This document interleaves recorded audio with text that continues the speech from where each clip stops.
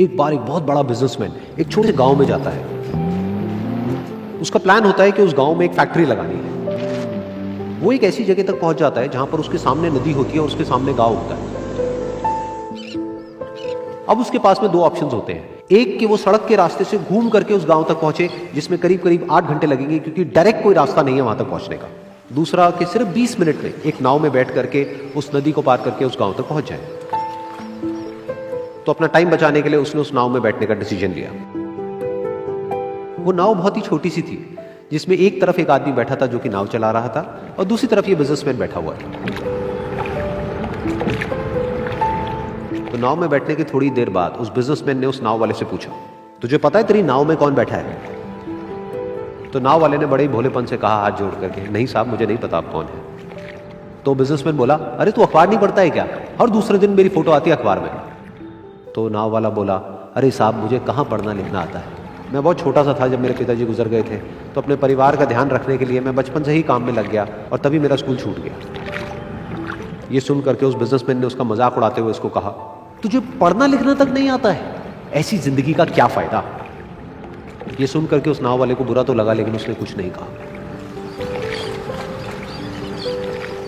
थोड़ी देर बाद वो बिजनेसमैन उस नाव वाले से बोला, अभी कुछ ही दिन बाद ये जो सामने तू जमीन देख रहा है, यहां पर मेरी एक बहुत बड़ी फैक्ट्री होगी जहां पर हमारे ब्रांड की मिनरल वाटर की बॉटल्स बनेगी। उस नाव वाले को बात समझ नहीं आई। उसने कहा, क्या बनेगा साहब?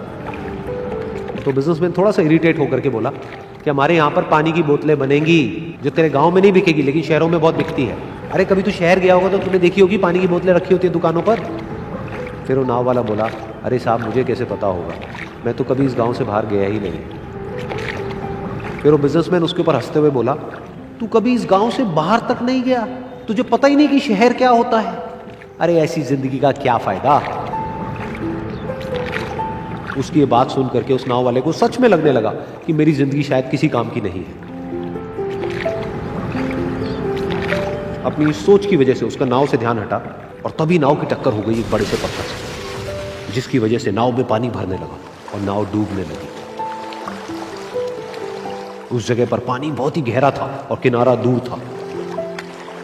नाव वाले को समझ आ गया कि अब इस नाव को बचाने का कोई तरीका नहीं है और वो अपनी जान बचाने के लिए नदी में छलांग मारने ही वाला था।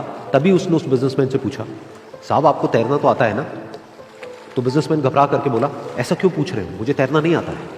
उसकी ये बात सुन करके नाव वाले को हंसी आ गई और वो बोला, अरे साहब आपको तैरना तक नहीं आता, ऐसी जिंदगी का क्या फायदा? ये सुन करके उस बिजनेसमैन को अपनी गलती का एहसास हुआ और वो हाथ जोड़ करके उस नाव वाले से बोला, तुम जो कहोगे मैं तुम्हें दूंगा, बस मेरी जान बचा लो। तो उस नाव वाले ने बोला, अरे साहब आप घबराओ नहीं, मुझे सिर्फ तैरना नहीं आता है, मुझे डूबते हुए लोगों को बचाना भी आता है। आप मुझे कस के पकड़ लो, मैं आपको कुछ नहीं होने दूंगा। और फिर उस नाव वाले ने ना सिर्फ अपनी बल्कि उस बिजनेसमैन की भी जान बचाई। तो इस कहानी से हम एक बहुत बड़ी सीख ले सकते हैं कि हमें जिंदगी में कभी भी किसी का भी मजाक नहीं उड़ाना चाहिए या उसको अपने से कम नहीं समझना चाहिए, क्योंकि हमें नहीं पता कि हमें कब, कहां, कैसे, किसकी जरूरत पड़ जाए।